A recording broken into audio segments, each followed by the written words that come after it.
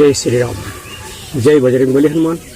सुप्रभात, वंदे मातरम, हर हर महादेव, जय शिव शंकर भोलेनाथ, जय माता विंध्यवासिनी। कर्पूर्ण गौरम करुणावतारम संसार सारम भुजगेंद्रहारम सदा वसंतम हृदयारविंदे भवम भवानी सहितम नमामि।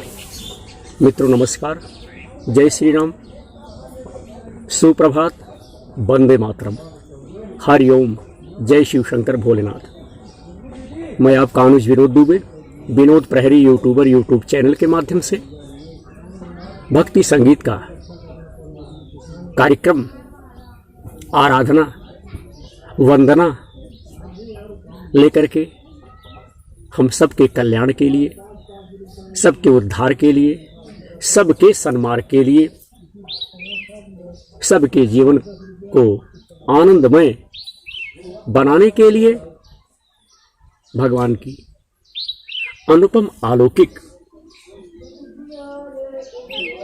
चरित्र का गुणगान अपने इस यूट्यूब चैनल के माध्यम से करने चल रहा हूं। भगवान श्री रामचंद्र जी देवी सीता को मंदाकिनी नदी के विषय में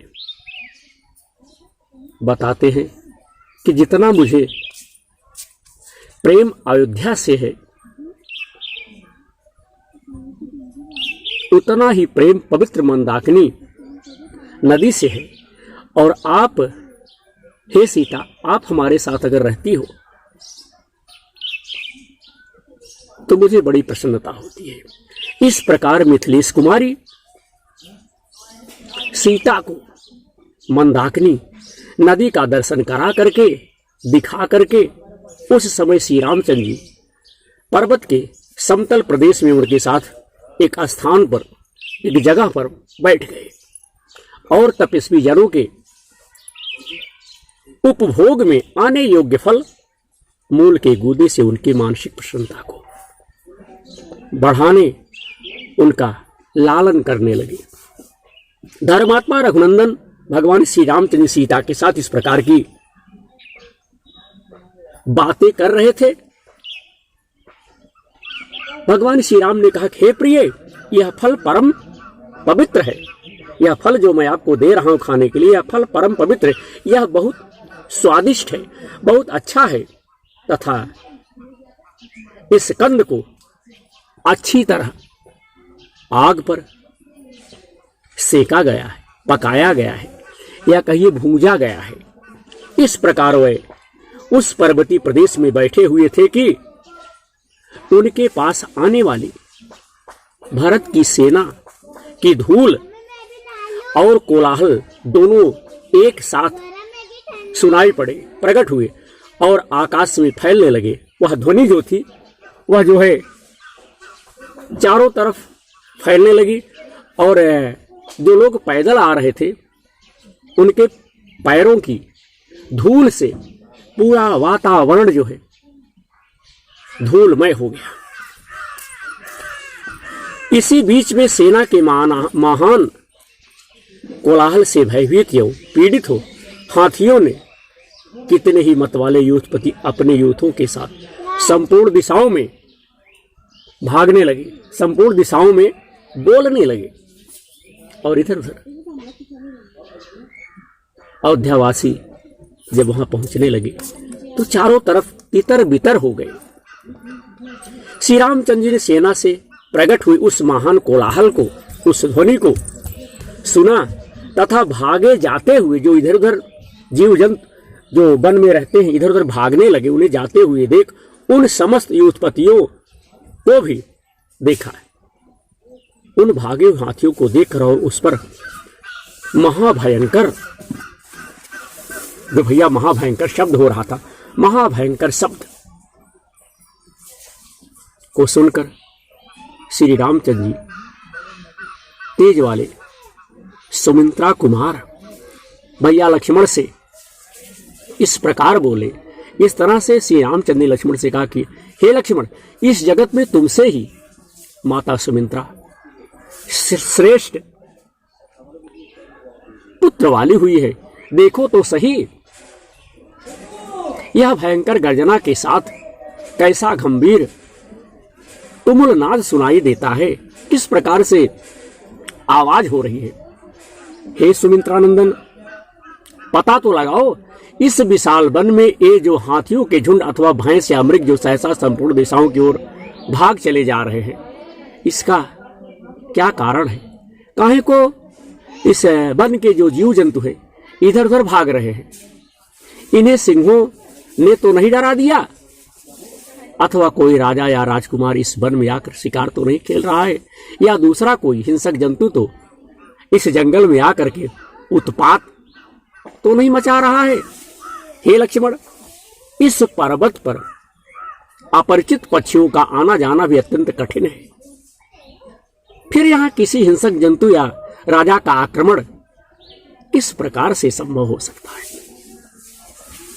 अतः इस सारी बातों को आप सही सही जानकारी जो है प्राप्त करो।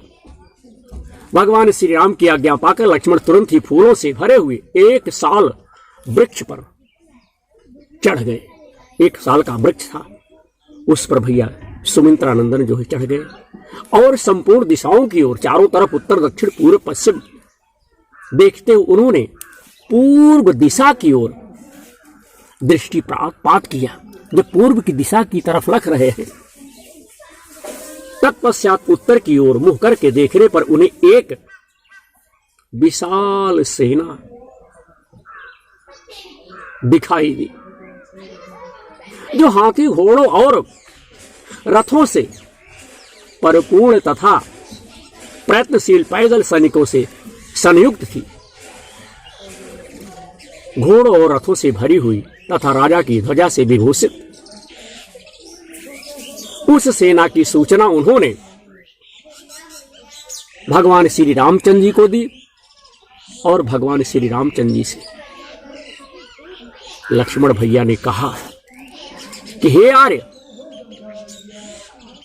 अब आग आप जो जलाए हुए हैं उस आग को आप बुझा दे, अन्यथा धुआं देख कर यह सेना यहां चली आएगी। देवी सीता गुफा में जा बैठे, आप अपने धनुष पर पतंजा चढ़ा ले और बाण तथा कवच धारण कर ले। लक्ष्मण जी कह रहे बाण अथवा कवच आप जो है धारण कर ले। बोले श्री रामचंद्र की जय। यह सुनकर पुरुष सिंह श्री राम ने भैया लक्ष्मण से कहा कि हे प्रिय सुमित्रा कुमार, अच्छी तरह तो देखो सही, तुम्हारी समझ में यह किसी की सेना हो सकती है? भगवान श्री रामचंद्र जी जब इस प्रकार से कहे, उनके कहने पर लक्ष्मण रोष से क्रोध से रोष से प्रज्वलित हुए, अग्निदेव की भांति उस सेना की ओर इस तरह देखने लगे, बड़े गौर से देखने लगे मानो उसे जलाकर भस्म कर देंगे। और इस प्रकार भगवान श्री रामचंद्र जी से भैया लक्ष्मण बोले कि हे भैया, निश्चय ही यह कैकेयी का पुत्र भरत है, जो अयोध्या में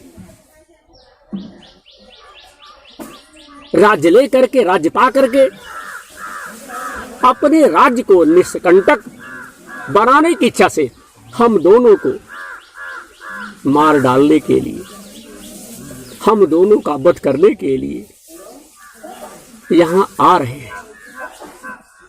हम सबको भैया भरत मारने के लिए, हम सबका वध करने के लिए भैया भरत यहां आ रहे हैं।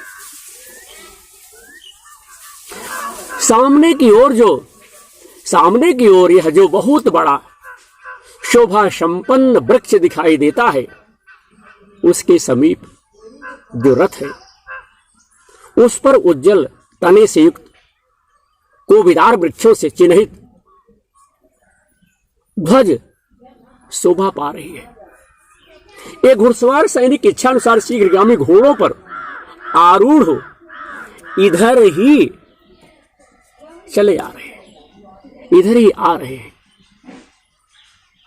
और ये हाथी सवार भी बड़े हर्ष से हाथियों पर चढ़ करके आते हुए प्रकाशित हो रहे हैं हमारी तरफ। भैया,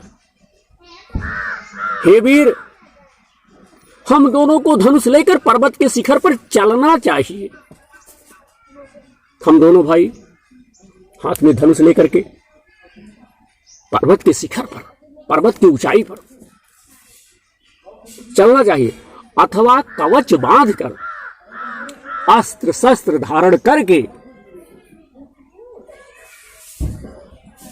यही जहां हम लोग खड़े डटे रहना चाहिए। यहां से हटना नहीं है, यहीं पर कवच धारण करके हम और आप डटे रहें। हम सबको यहीं पर डटे रहना चाहिए, यहां से हटना नहीं चाहिए। हे रघुनंदन, आज यह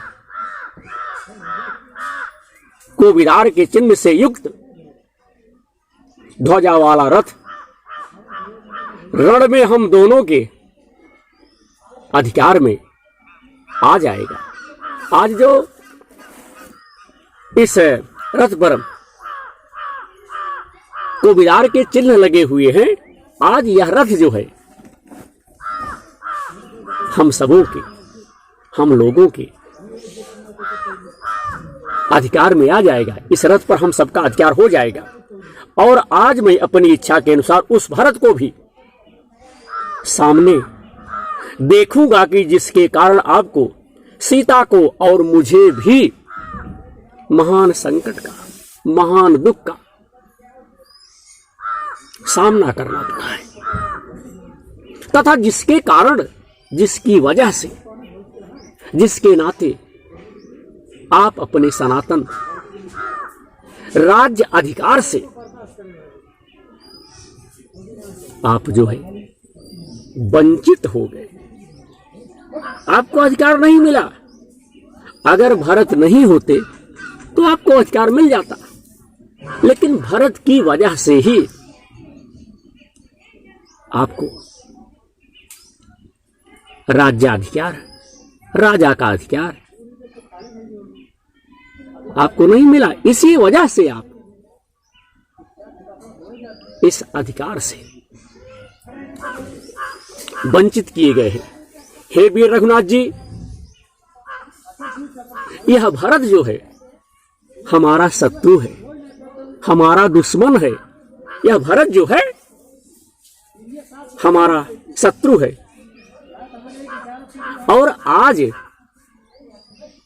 हम सब के सामने आ गया है।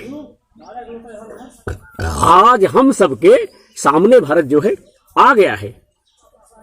अतः वध के योग्य ही है, मारने के योग्य ही है। भरत जो है मारने के योग्य ही है, और भरत का वध करने में, भरत की हत्या करने में मुझे कोई दोष नहीं दिखाई देता। अगर हम आज भरत की हत्या कर देंगे, अगर उनका आज वध कर देंगे, तो मुझे कोई दोष नहीं लगेगा। जय माता दी। भगवान श्री रामचंद्र जी से भैया लक्ष्मण इस प्रकार से आग बबूला होकर के, क्रोधित होकर के फिर कहने लगे, हे रघुनंदन, जो पहले का अपकारी रहा हो, जो पहले का अपकारी रहा हो, उसको मारकर कोई अधर्म का भागी नहीं होता। नारायण, जो पहले का अपकारी रहा हो, उसको मारकर कोई अधर्म का भागी नहीं होता। भरत ने पहले ही हम लोगों का अपकार किया है, तिरस्कार किया है। भरत ने पहले ही हम लोगों का अपकार किया है, अतः उसे मारने में, नहीं जीवित छोड़ देने में ही अधर्म है। अगर उसे जीवित छोड़ दिया गया तो यह भी अधर्म ही रहेगा।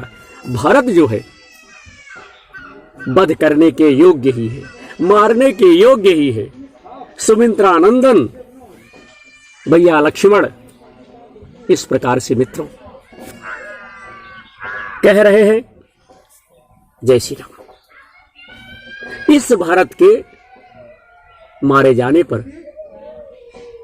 अगर इस भरत का हम वध कर देंगे तो आप पूरी पृथ्वी का राज्य करेंगे, आप पूरी पृथ्वी का शासन करेंगे। पूरी वसुधा जो है उस पर आपका अकंटक राज्य होगा।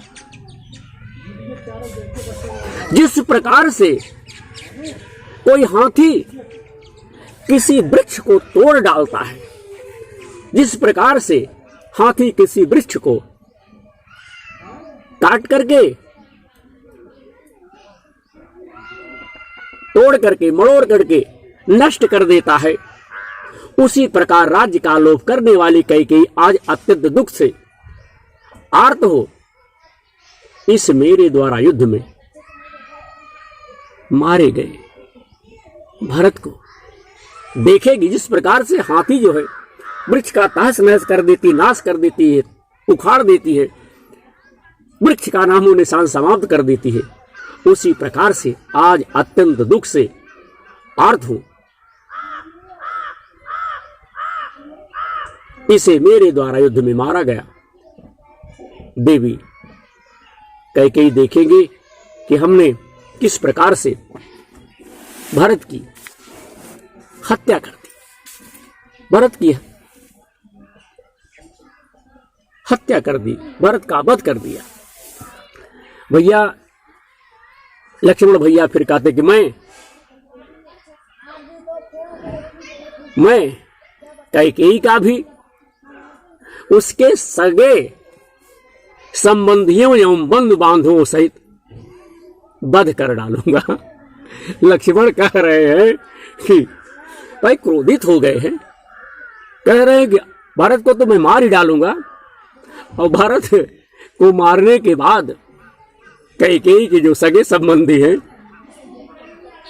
बंधु बांधव हैं, सबका मैं वध कर दूंगा, मैं सबको मार डालूंगा। आज यह पृथ्वी कैकेयी रूप महान पाप से मुक्त हो जाएगी, छूट जाएगी। कैकेयी का भी वध कर डालूंगा, भरत का भी वध कर डालूंगा। कैकेयी के जो शुभ चिंतक है, बंधु बांधव हैं, उनका भी मैं वध कर डालूंगा। और सबका वध करने के बाद यह वसुंधरा, यह पृथ्वी पाप से मुक्त हो जाएगी, पाप से छूट जाएगी। लक्ष्मण जी इस प्रकार से, इस तरह से बंधु भैया श्री रामचंद्र जी से कह रहे। बोली सच्चे दरबार की जय, भगवान आस्तोष की जय। हे मानद, आज मैं अपने रोके हुए क्रोध, फिर कह रहे हैं कि हे मानद, आज मैं अपने रोके हुए क्रोध और तिरस्कार को शत्रु की सेना पर उसी प्रकार छोड़ूंगा। आज हमारा जो क्रोध है और जिस प्रकार से हमारा तिरस्कार की हुआ है, कैकेयी ने किया है हम सबका, मैं आज उसी प्रकार से उस क्रोध को, जो हमारे अंदर आवेश है, क्रोध है, दुख है, कष्ट है, उस तिरस्कार को शत्रु की सेना पर उसी प्रकार छोड़ूंगा, उसी प्रकार से प्रयोग करूंगा जैसे सूखे घास फूस के ढेर में आग लगा दी जाती है। आज मैं सबको जला दूंगा, सबको नष्ट कर दूंगा, खत्म कर दूंगा। जैसे सूखी घास रखी हो, उसमें आग लगा दी जाए तो भैया जल करके बंदूक खाक हो जाता है। जलने के बाद क्या होता है, राख हो जाती है। भैया लक्ष्मण इस प्रकार से कह रहे हैं कि आज मैं सबको मार डालूंगा, मैं आज किसी को बख्शूंगा नहीं। अपने तीखे बाणों से शत्रु के शरीर के टुकड़े टुकड़े करके, छोटा छोटा खंडित करके, अपने बाणों से, अपने धनुष बाण से शत्रु के शरीर के टुकड़े टुकड़े करके मैं अभी इस चित्रकूट के पर्वत को रक्त से सींच दूंगा। जितने लोग आए हुए हैं मैं आज सबका वध करके इस चित्रकूट को, इस चित्रकूट में जो पहाड़ हैं उनको रक्तों से, खूनों से आज मैं लाल कर दूंगा, आज मैं सींच दूंगा। अरे मेरे बाणों से विदीर्ण हुए हृदय वाले हाथी और घोड़ों को तथा मेरे हाथ से मारे गए मनुष्यों को भी गीदड़ आदि मांस भक्षी जंतु इधर उधर घसीटेंगे, इधर उधर लेकर के भागेंगे। आज मैं वो दशा कर दूंगा जिसका परिणाम आज बड़ा उल्टा निकलेगा। इस महान वन में, ये जो चित्रकूट का वन है, इस महान वन में, चित्रकूट में, इस महान वन में सेना सहित भरत का वध करके, हत्या करके, भरत को मार करके मैं धनुष और बाण के ऋण से उऋण हो जाऊंगा। जो धनुष बाण लिए हुए हैं भरत को मार करके आज हम इन बाणों से उऋण हो जाऊंगा, इसमें संशय नहीं है, इसमें संशय नहीं, इसमें शंका नहीं है। भैया लक्ष्मण भगवान अयोध्यानाथ से, दशरथ नंदन से, श्री राम से इस प्रकार कह रहे हैं तो भाई के प्रति, भाई लक्ष्मण को तो यह पता है, भैया लक्ष्मण तो यह जान रहे हैं कि भरत बहुत बड़ी सेना लेकर के इस निसहाय वन में हमारी हत्या करने के लिए, हमारा वध करने के लिए, हम सबको मारने के लिए बहुत बड़ी सेना लेकर के आ रहे। उन्हें क्या पता है कि भैया भरत बड़े अनुज श्री रामचंद्र जी को मनाने के लिए, लौटाने के लिए, प्रसन्न करने के लिए, खुश करके अयोध्या लिवा जाने के लिए, अयोध्या ले चलने के लिए, इन्हें मनाने के लिए हमारे पास आ रहे हैं। तो मित्रों, आज लक्ष्मण जी बड़े क्रोधित हैं। शेषावतार और लक्ष्मण जी अगर क्रोधित हो जाएं तो प्रलय तो आ ही जाएगी। शेषावतार है, अपने फन पर जिस प्रकार से सारी पृथ्वी का भार शेष जी वाहन करते हैं, उसी प्रकार से लक्ष्मण भैया उन्हीं के अंशावतार है। तो ये तो थी मित्रों श्रीमद् वाल्मीकि रामायण के माध्यम से भक्ति संगीत का दैनिक कार्यक्रम, जो मैं सुबह शाम लाइव प्रसारण कर रहा हूं 8 बजे से, उसका एक सर्ग। और आज हमने इस YouTube चैनल पर 96 सर्ग अपने से यूट्यूब चैनल पर अपलोड किया। आशा करता हूं कि हमारे भाई, हमारे देशवासी, हमारी माताएं, हमारी बहनें इस विनोद प्रहरी यूट्यूब चैनल को देखेंगी। इस चैनल से वह सब जुड़ेंगी, इस चैनल को सपोर्ट करेंगी, इस चैनल का सहयोग करेंगी, इस चैनल को दूर दराज तक भेजेंगी, सेंड करेंगी। हम तो मानवता से संबंधित इस समय घर में मांगलिक उत्सव पड़ने के कारण आज भी घर पे हमारी पुत्र बहू के यहां से, पुत्र वधू के यहां से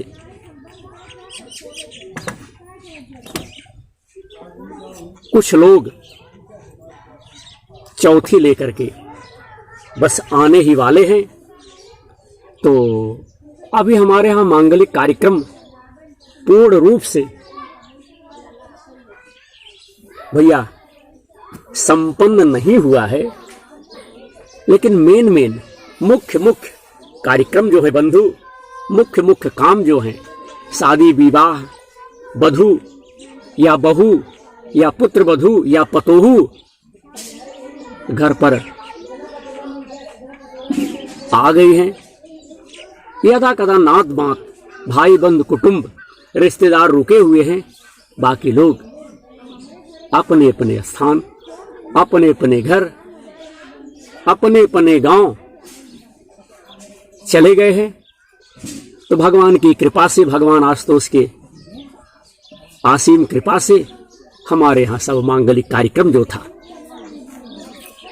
बाधाओं से रहित, आमोद प्रमोद में, हंसी खुशी में, हर्षोल्लास के साथ बड़े ही सुंदर ढंग से भगवान आशुतोष, देवी सरस्वती, दुर्गा, काली, शारदा मैया की कृपा से बड़े ही आनंद ढंग से दोनों वैवाहिक कार्यक्रम संपन्न हो गए। दोनों बहुएं घर पर आ गई। आज हमारे पुत्र शुभम दुबे की ससुराल से चौथी लेकर के लोग आ रहे हैं, सारी व्यवस्थाएं हो रही हैं और हम भी चल रहे हैं उन लोगों के स्वागत में। तो आप सबके आशीर्वाद और अनन्य प्रेम से सब कार्य बड़ी प्रसन्नता के साथ संपन्न हो गया। और पुत्र के, हमारे बेटे के विवाह में जिस चीज की हमें आवश्यकता थी, जिस चीज की हमें कमी थी, जिस चीज की